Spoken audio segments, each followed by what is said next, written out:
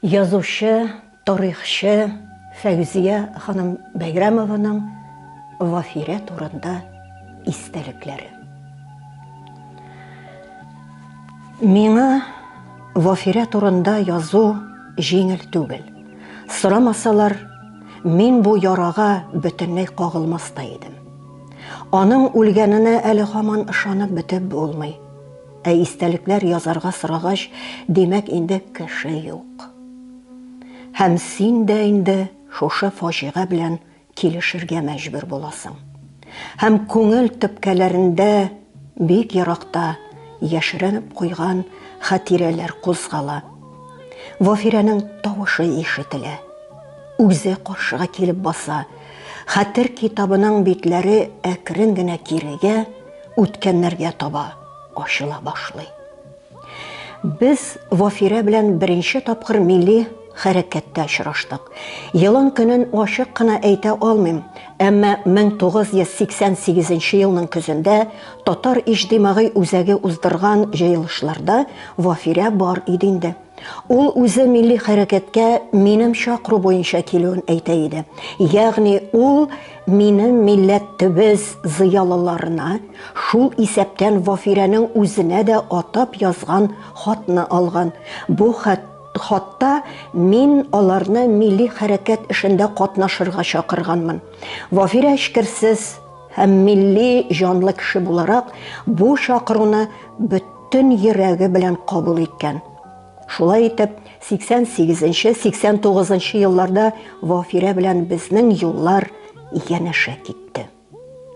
Дистәләгән корылтайлар, митинг һәм пикетлар, ачлык мәйданнары, бәйсезлек өчен уздырылган төрле чаралар, бергәләп сайлауларда катнашу һәм кыйналып төшеп калулар, бергәләп йөрелгән сәяхәт сәфәрләр, әле Чаллыда, әле Казанда бер-беребездә кунакта булып китүләр, бер-беребез белән килешкән һәм килешмәгән чаклар, бәйсезлек дип бәргәләнүләр, күңел төшүләр, кул селтәүләр, аннан тагы янып, кабынып китүләр, безнең тормышыбызда булар барысы да булды.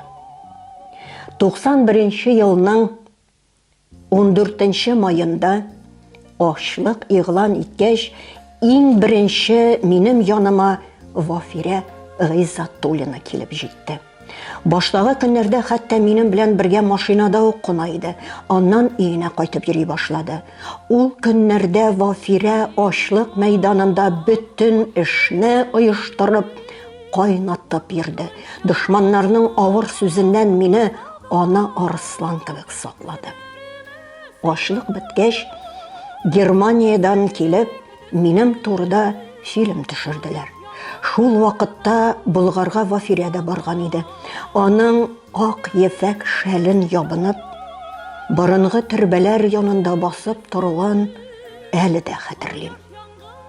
Фильмга гына түгел, татар тарихына да ул нәкъ шул кыяфәттә кереп калды. Хәтерлим мин, ачлыкта ятканда, алар машиналарга төялеп Марат абый Мөлеков җитәкчелегендә Әлмәткә дуслык, дружба, нефть үткәргече торбаларын ябарга чыгып киттеләр.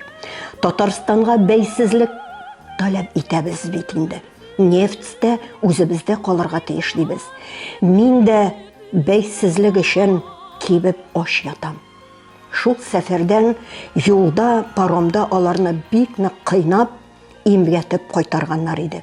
Вафирәнең дә бармакларын сындырганнар, аны зеленая сука дип яшел яулыгынан өстерәп йөрткәннәр. Соңыннан Вафирәнең үзен гаепләргә теләп бик озак кына милиция юлларында йөрттеләр. Теге явыз бәндәләрне эзләп тә тормадылар. Бу провокацияны органнар үзләре оештырганлыгы көн кебек ачык иде. Милли хәрәкәт эше өчен Вафирәне судларда, милиция юлларында күп йөрттеләр. Хәтерлим, 92 елның октябрь-ноябрь айлары иде. Без депутатлар Югары Советта Татарстанның яңа конституциясын кабул итәбез. Көрәш бик каты бара. Федералистлар Россия ягына, без исә бәйсезлек ягына тартабыз. Урамда исә халык кайный. Милләтчеләр бердә туктамый митинглар уздыра. Бер заман урамнан хәбәр килә. Милләтчеләр трамвайларны туктатканнар. Конституция кабул ителмичә җибәрәсе түгелләр икән. Безнең эш бөтенләй тукталгач, мине залдан урамга илче итеп чыгардылар. Барам, Вафирә 5-нче трамвай каршына рельслар өстенә сузылып яткан. Башкалар да тимер юллар өстендә яталар. Аларны йорт төбәләреннән камерага төшереп торалар. Вафирә, трамвайларны җибәрергә кирәк. Эш тукталды бит. Конституция бөтенләй кабул ителмәскә мөмкин дим. Син аларга сатылгансың дип кычкырды миңа Вафирә. Яткан җиреннән конституция халык теләгәнчә кабул ителсен. Без беребез дә урыннарыбыздан тормыйбыз. Без күпме көрәшсәк тә, конституция татар халкы теләгәнчә үк булмады. Җитәкчеләр ничегрәк теләде, шулай булды. Инде хәзер ул конституциядә юк. Аның бәйсезлек турында мәддәләре дә юк. Милләт өчен трамвай юлларына чыгып яткан Вафирә дә юк. Ә ул чакта аны бу эш өчен судка биреп, штрафлар да түләткәннәр иде. Түбәндәге камералар юкка гына төшермәде бит аны. 94-нче елның 19 мартында мине Милли Мәҗлес рәисе итеп сайлап куйдылар. Бу корылтайда Вафирә дә бар иде. Аңа кадәр безнең аралар бераз салкынайып алган иде. Чөнки Вафирә ул вакытта әле һаман Татарстан җитәкчеләренә ышана, бәйсезлек өчен алар көрәшә дип уйлый иде. Ә инде 94-нче елның 15 февралендә Татарстан белән Россия арасында кабалалы килешү төзелгәч, Вафирә дә эшнең нәрсәдә икәнлеген аңлады. Бу җитәкчеләргә бәйсезлек кирәкми иде. Мин корылтайда бу хакта бик җентекләп чыгыш ясадым. Бу килешүнең бәйсезлек юлында беренче зур чигенү икәнлеген халыкка аңлаттым. Вафирә минем хаклы икәнлекне аңлады һәм шуннан соң инде без милли сәясәт мәсьәләсендә бер юлдан бардык. 94-нче ел безнең өчен бик истә калырлык ел булды. Халыкның ни дәрәҗәдә авыр, хокуксыз яшәвен күреп, без Вафирә белән җәен авылларга чыгып, халык белән очрашулар уздырырга уйладык. Бу очрашуларны Актаныш районыннан башладык. Чөнки аның хакимият башлыгы безгә күптән таныш иде. Без авылларда булдык, механизаторларның ниндидер ярышындамы, бәйрәмендәме катнаштык, кыйып яуган яңгырлар астында чыгышлар ясадык. Очрашулар вакытында райондагы бик күп проблемаларны өйрәндек, белдек. Мин соңыннан бу хакта Татарстан президенты ачык хатта яздым.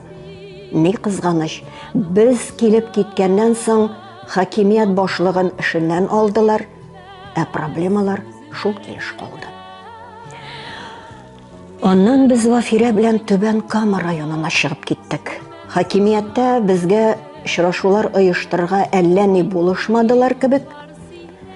Без һаман шул милләтчеләргә барып йыгылдык.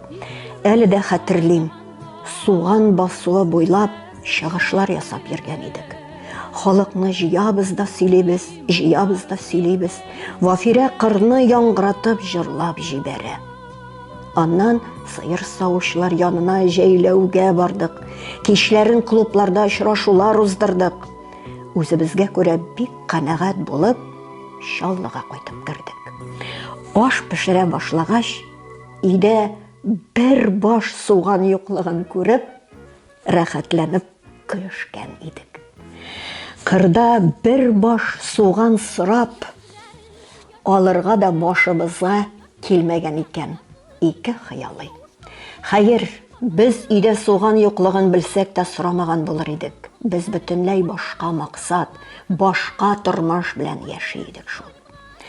Аннан чират Алабуга районына җитте.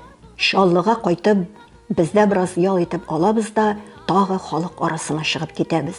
Хәтерлим, Алабуганың үзендә картлар көненә багышлап уздырылган зур кичәдә миңа сүз бирмәгәннәр иде.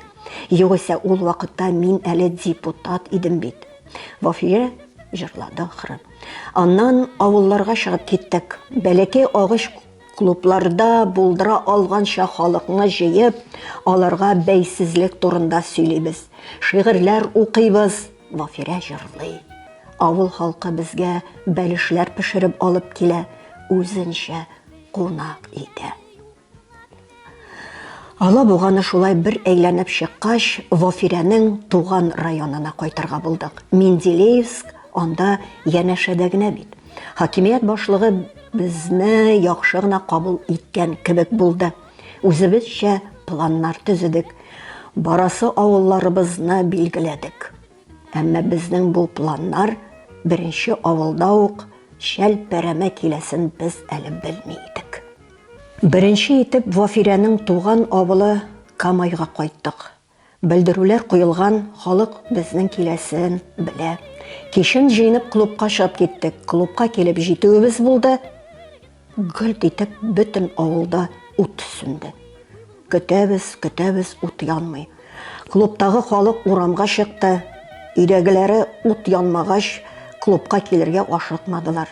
Без әле һаман утны бирерләр, вакытлыча гына сүнгәндер дип уйлыйбыз. Октябрь айының башы инде бу. Көзгә төн салкынча, яңгыр сибәли башлады. Җыелган халык нишләргә дә белми. Шулай 1-2 сәгать караңгыда басып торгач, без Вафирә белән эшнең нидә икәнлеген аңладык. Ут махсус сүндерелгән иде. Бу эш безнең халык белән очрашуны үзәр өчен эшләнгән иде. Урамдагы халык белән шулар хакында сөйләштек тә, хәтеребез калып Вафирәләргә кайтып киттек. Кайтып керосин лампасы янында бераз гына утыруга төнге сәгать 11-ләрдә ут бирделәр. Вафирә бу хәлләргә бик рәнҗиде. Минем алда бик уңайсызланды. Чөнки минем аның туган авылына беренче тапкыр килүем иде бит. Иртәгесе көнне иртәнге якта булса да, халыкны җыеп очрашу уздырырбыз дип ниятләп йокларга яттык. Әмма иртәге көн минем өчен тагы да зур кайгылар, сынаулар әзерләп куйган булып чыкты. Әле без йокыдан торып өлгермәгән идек.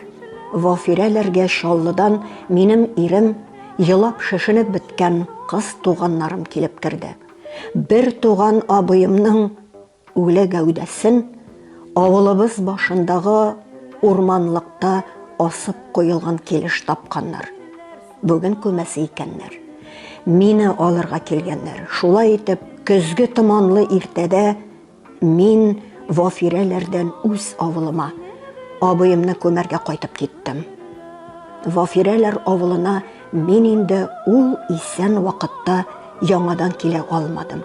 2001 елның 18 сентябрендә үле гәүдәсе артыннан гына ияреп кайттым. Хәтеремдә тагы 90-нчы еллар уртасына кайтам. 94 елның ахырында Рус-Чечен сугышы башланды. Вафирә моны бик авыр кабул итте. Бөтен җаны тәне белән чеченнәрне яклап ыргылды. Ул Казанда уздырылган бер генә митинг-пикетны да калдырмады. Аларда чеченнәрне яклап ялкынлы чыгышлар ясады. Бөтен Россия тарихында бердән-бер буларак бу сугышка каршы протест йөзеннән Вафирә Гыйзатуллина Россиянең атказанган артисткасы дигән исеменнән баш тартты. Аның таныклыгын мәйданда утта яндырды. Һәм үлгәнче чечен халкы ягында булды. 95 елда без Вафирәне Иттифак партиясы исеменнән депутатлыкка чыгарып карадык. Вафирә бик дәртләнеп, чын күңеленнән тотынган иде. Әмма аны депутат итеп уздырмас өчен хакимият бөтен көчен куйды. Вафирә Казан шәһәрендә үз округында һәр йортна, һәр квартираны диярлек үз аяклары белән йөреп чыкты. Тирләүдән бүрек эшем юшләнеп чиреп чыкты. Бүрегемне аттым дип сөйләгән иде ул соңыннан. Вафирә үзен депутатлыкка үттем дип уйлады, әмма аның тавышларын башкага алып биргән булып чыктылар. Аннан соң ул тагы берничә тапкыр депутатлыкка чыгып карады, әмма хакимият берничек тә бу гаяр татар хатынына юл бирергә теләмәде. Алар Вафирәнең теленнән курыктылар, дөрес әйтүеннән шүрләделәр. Кат-кат сайлауларда төшеп калганнан соң Вафирәнең хакимият белән арасы шактый бозылды. Бу хәл аның тормышына, матди хәленә дә бик нык тәэсир ясады. Аны хөкүмәт концертларына чыгармый башладылар. Телевидениедән бирсәләр дә иске язмаларын гына бирергә тырыштылар. Акча юклыкка чыдый алмыйча Вафирә радиога ярты ставкага эшкә керде. Бу хәлне белеп алуга аның пенсиясын туктаттылар. Ул чакта шундый тәртип иде. Вафирәнең кулында кызы, аныгы бар бит. Аларны ашатырга, киендерергә кирәк. Хәле ничек кенә авыр булса да, Вафирә бер кашанда сер бирмәде. Халык алдына ялт итеп киенеп, елмайып килеп чыга иде. Вафирә гомумән өс башка бик нык игътибар бирде. Ашарына булмаса да киемен карый иде. Монда инде бер нишләп тә булмый. Затлылыкка ымтылу, мискин булып күренәсе килмәү Вафирәнең канында, халкында иде, һәм ул үлгәнче шундый булып калды. Үзен иҗтимагый тормышта милләттән айырырга тырышуларын Вафирә бик авыр кабул итте. 97 елда уздырылган Бөтен дөнья татар конгрессы кырылтайына Вафирә кунак буларак та, депутат буларак та, хәтта җырчы буларак та чакырылмаган иде. Ул моны бик авыр кичерде. Балконнарга чыгып Аллаһтан сорадым, диде ул миңа соңыннан. Мине бу көннәрдә Казаннан берәр җиргә җибәр, буларны күзем күрмәсен, дидем. Һәм шул көннәрдә мөгъҗиза кебек минем кулыма Төркиядән бик зур халыкара кырылтайга чакыру килеп төште. Мин үзем дә чакырылган. Шулай ук Татарстаннан хак милләтчеләрне дә туплап алып килергә тиеш идем. Мин делегацияны туплап Төркиягә җибәрдем. Үз урыныма Вафирәне керттем. Үзем исә Казанда Бөтен дөнья татар конгрессында калдым. Мин анда Чаллыдан делегат булып сайланган идем. Вафирә Төркиядә кырылтайда катнашып, чыгышлар ясап, атна 10 көн ял итеп, бик канәгать булып кайткан иде. Алар әле мине анда Бөтен дөнья төрки халыклар ассамблеясының рәис урынбасары итеп сайлаганнар. Вафирә моның өчен бөтен көчен куйган. Ниндидер юллар белән Казаннан кырылтайга килгән берничә татар сиңа каршы бик каты эшләде. Шунысы авыр булды, диде ул миңа кайткач. Әмма бөтен милләтләр сине яклады. Син сайлангач, шатлыгымнан еладым. Әмма Вафирәнең иң авыр кабул иткәне үзен сәхнәгә чыгармаулары иде. Кыскарту дигән булып, аны филармониядән эштән дә чыгарып ташладылар бит. Аның бөтен ипие яшәве шул сәхнә. Мин артист кеше, мин сәхнәдә үләргә тиеш, дия иде ул, күз яшьләрен чакка тыеп. Шулай дип әйтмәле, Вафирә, дия идем мин аны ятырга теләп. Син ул сәхнәдә үлү дигән нәрсәне әкренләп аңлат инде. Җырласын җырладың, яшебез дә бара. Безгә хәзер башка нәрсәләр турында уйлый башларга кирәк инде. Вафирә соңгы вакытта намаз укый башлаган иде. Беренче намазын ул минем белән Чаллыда укыды. Синең белән намаз укуы рәхәт, дия иде ул. Мәчеттә әллә нәрсә шунда. Күп сөйләшәләр, һаман акча саныйлар. Үләсе җәйне дә ул бездә бераз торып намазлар укыган иде. Вафирә гомумән Чаллыга килергә ярата. Килгәндә күп вакыт бездә туктала иде. Мин дә Казанга барганда күбрәк аларда туктала идем. Вафирә Чаллыны бик ярата иде. Бер вакыт хәтта анда күчәргә дә уйлап йөрде. Ул Чаллының шәһәр башлыгы Рәшид Хәмәдиев белән дә дус иде. Матди яктан хәле бик авырайса, туп-туры аның янына килә иде. Рәшид Саитович исә мәдәният әһелләренә һәр вакыт ярдәм итте. Вафирә шаярып әле яратып, ирем Җәмил белән мине сез Ленин белән Крупская кебек дип әйтә иде. Ул Җәмилне бик нык хөрмәт итә. Тормышында күп нәрсәләрне аның белән килешә иде. Синең Җәмилең бар бит, Фәүзия, сиңа рәхәт дия иде ул, еш кына безнең өчен сөенеп. Әмма үзенә тормыш корырлык бар таба алмады ул. Хәер, ул аны эзләмәде дә бугай. Миңа үземнән дә көчле, югары дәрәҗәле, затлы кеше кирәк. Андыйлар Татарда хәзер күренми әле дия иде ул. Ярым шаярып, ярым җитди рәвештә. Шушы 10-15 ел бергә аралашып яшәгән чорда мин Вафирәнең азып-тузып йөрүен күрмәдем. Аның ул темага җәелеп сөйләшкәнен дә хәтерләмим. Без күпме генә якын булсак та, ул минем белән аралашканда бер кайчан да шиктән чыкмады. Теләсә нәрсә сөйләмәде һәм кыланмады.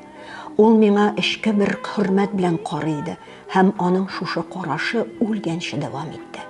Һәр хәлдә безнең араны бутарга тырышучылар күп булса да, безнең милли сәясәт аркасында аралашмыйча торган вакытлар булды. Әмма бер кайчан да шәхси яктан дошманлашмадык. Вафирә әнисенә, туганнарына карата бик кешелекле иде. Ярдәм сорап барысы да аңа баралар иде. Кемгә укырга керергә, кемнең армия мәсьәләсе, кемне больницага салырга кирәк, кемгә квартира алырга булышырга, эш белән ярдәм итәргә, һәм Вафирә йөгерә. Туганнарга да, туган булмаганнар өчен дә чаба. Вафирә әнисе өчен бигрәк өскәләнде. Ураза вакытында әнисе Вафирәнең кулында жан бирде. Бер көн уразасын калдырмыйча, Вафирә аны авылга кайтып карады. Үзе юды, үзе соңгы юлга озатты. Шушы саваплары өчен үзенең дә урыны җәннәттә булсын иде аның. Вафирә үзенең туган авылы Камайга артык зур игътибар бирде. Ул чын мәгънәсендә аның белән яши иде. Авыл халкы аны хәтта рәис алмаштыру җыелышларына да чакыра иде. Әйтерсең лә ул шушы колхоз әгъзасы. Туган авылында мәчет салынуда Вафирә үзе башлап йөрде. Төбә калайына, кадагына хәтле үзе табышты, үзе йырып чыкты. Аның ай сайын, атна сайын авыл белән ике арада бәргәләнүен күреп, мин аңа булай ук йөрмәскә куша идем. Юк, мин мәңге Камайны ташлый алмыйм. Шул юлда үләрмен инде мин дия иде ул. Минем бу сүзләремә каршы. Һәм нәкъ шулай булды да. Ул туган авылы Камайдан кайтканда Казан юлында хәлак булды. 16 сентябрьдә төнлә шалтыратып миңа Вафирәнең аварияга эләгүен әйттеләр. Балалары Мамадыш больницасында үзе үлгән булырга тиеш диделәр.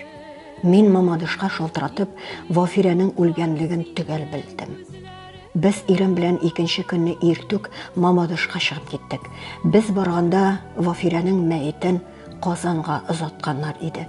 Балаларын да яңа гына вертолет белән Казанга алып киткәннәр булып чыкты. Больницада врачларны күреп сөйләшкәч, милиция хезмәткәрләре белән аралашкач, бу фаҗига бөтен куркынычлыгы белән күз алдына килеп басты. Бөтен яктан китереп кысылган кечкенә генә АК машинасы. Рульдә кыты чыккан кызы Камилә, артта, анык, алда балаларын үз йөрәге белән бу фаҗигадан саклап калырга омтылган Вафирә. ул соңгы мизгелендә дә үзе турында түгел, балалары турында уйлагандыр.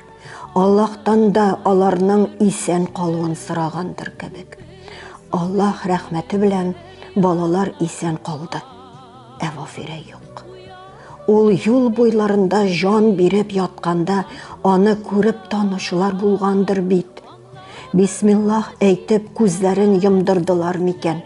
Өсләренә ябып куйдылармы икән? Ник берәрсе миңа юлдан хәбәр итмәде икән? Кырыенда булсам мин аны ярырга ирек бирмәс идем. Чөнки Вафирә үлгәнч ярдырмаска кушкан иде бит. Әмма бу илдә исәннәрнең дә, үлгәннәрнең дә бернинди хокуклары юк шул. Син үзең теләгәнчә кабергә дә кирип ята алмыйсың. 18 сентябрь Казанга Вафирәне күмәргә киттек.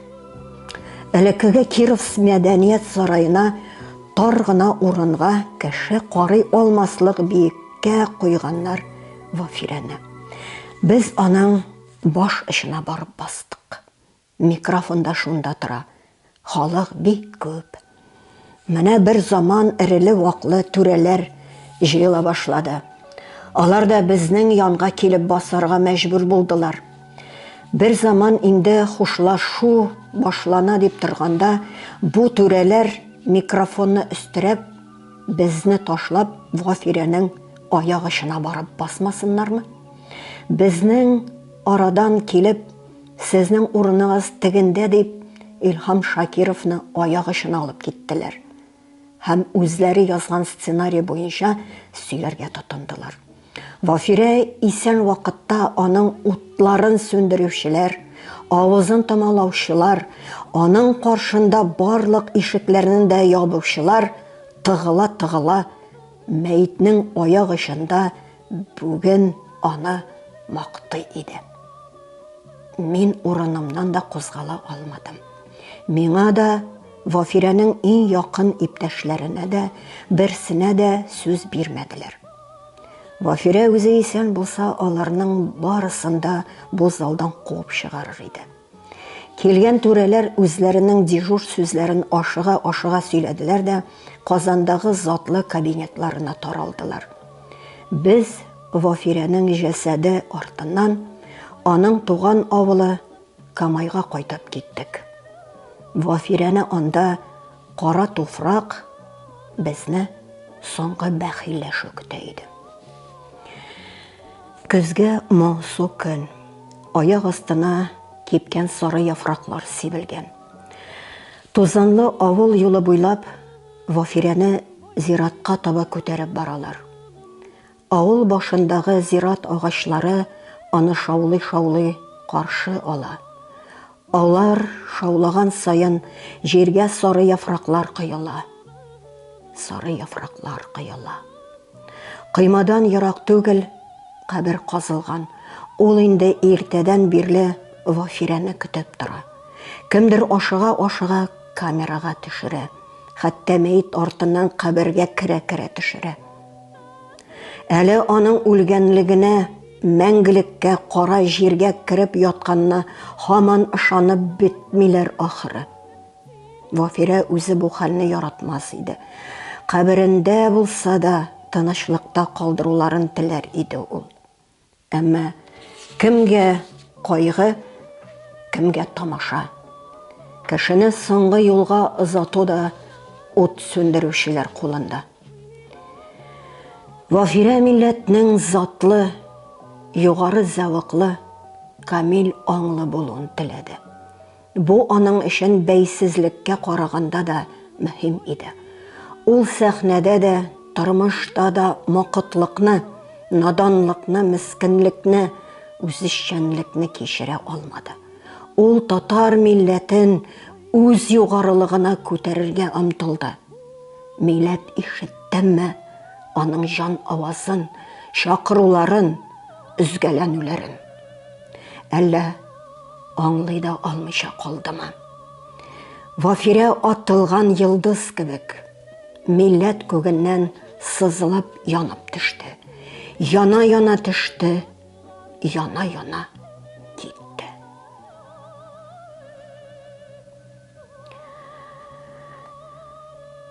Рәхмәт игътибарыгызга. Исән сау булыгыз.